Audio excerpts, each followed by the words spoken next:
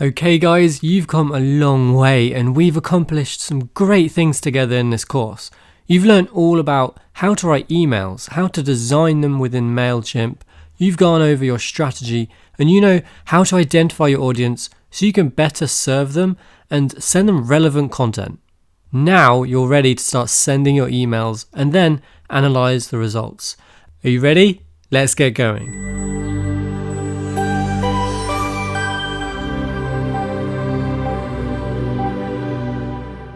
We already know about A/B testing, which is a great way of testing two different pieces of data to see which one is most popular with your subscribers. Another way is testing different email services. And this is a good idea to do because you want to make sure that your content is being seen the way that you have created it. This is because your email can sometimes look different depending on the service the person receiving your email is using. So it's a good idea to test it on a few different ones. Okay, so you've tested and you're ready to send your first email out to your subscribers. This is really exciting and it's a big achievement, so well done, you're doing great. You now want to think about what time of day that you want to send your email out, and this is based on what time your audience is most active. It's not about what other people are doing because their audience might be different to yours. So make a note of when your audience is awake and active and most likely going to see your emails. Remember, you can always schedule your emails ahead of time like I showed you in the last video. Just make sure everything is still working, such as the links in your emails and any content that you use is still the same, especially if you've scheduled to send emails a few days ahead of time. For example, you don't want a link within your email to not work anymore because it's no longer available. So you want to make sure all your content in the emails are still going to be relevant and working when they're sent out. Another thing to think about is you've designed your email, you've written your subject line, and you're about to click send. Who do you want your email to be from? You can decide this, and you should think about this because your audience will interpret this as something. If it's a personal message, you could use someone's name, for example, James at websitesmadeeasy.tv. But if I was sending marketing material, it might be better to use something else. Otherwise, it might come across as rude or pushy. So you could use a business name for these types of emails. Okay, you've sent your email, it's heading to your subscribers and they're opening it up, they're reading your content and they're clicking your call to actions. Now it's time to analyze the results that are coming back in MailChimp. If you haven't got a lot of time, these next 4 areas are the most important things to look at when analyzing statistics. So let's have a look at them now. The open rate tells you how many of the emails that you've sent out were opened by your subscribers. The click rate tells you how many of your delivered emails registered at least one click. Open rate and click rate kind of work together to give you a good idea on how many of your emails were opened by your subscribers. These are both important because it gives you a good idea on how your emails are doing with a particular list. So if the open rate is high, it could mean the subject line resonates with your audience. When someone on your list no longer wants to receive emails from you, it's called an unsubscribe. And obviously you want to keep this to a minimum. You don't want people to unsubscribe from you. We recommend using a double opt-in process because this actually is shown to reduce the amount of unsubscribes compared to those using just a single opt-in.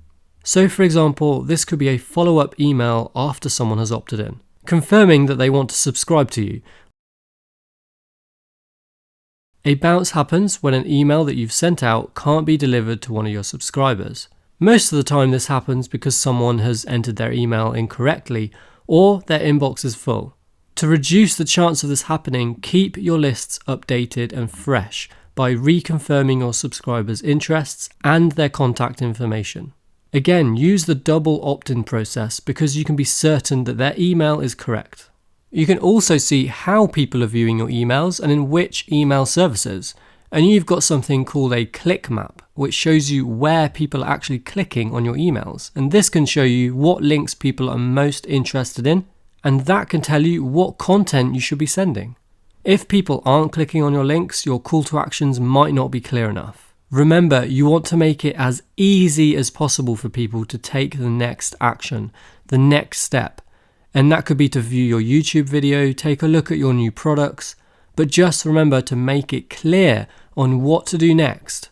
Remember to have a look at Bitly as well, so you can analyze your links and see where people are coming from and what they're using to view your emails. After you've sent a few emails out, you might feel people aren't opening them up as much as you'd like, and this is normal. Everything that I've talked about is a factor in this, such as your subject line, from name, segmentation, but if you've been sending emails for a few weeks, think about if you have changed anything. This could be why people aren't opening your emails as much, or if you haven't changed anything, maybe it's time to try something new. Try out and test different ways of doing things to see what works for you and what your audience resonates with. Your email content and design will determine the amount of clicks you get from your subscribers, and if you do see your clicks go down, it might be a good idea to start segmenting your list so it's being seen by the right people. Make sure your call to actions are clear and obvious, and think whether you can write your email in a better, more interesting way that your subscribers will be more attracted to. Always keep an eye on your statistics, because this information will help you make better decisions on all your email campaigns.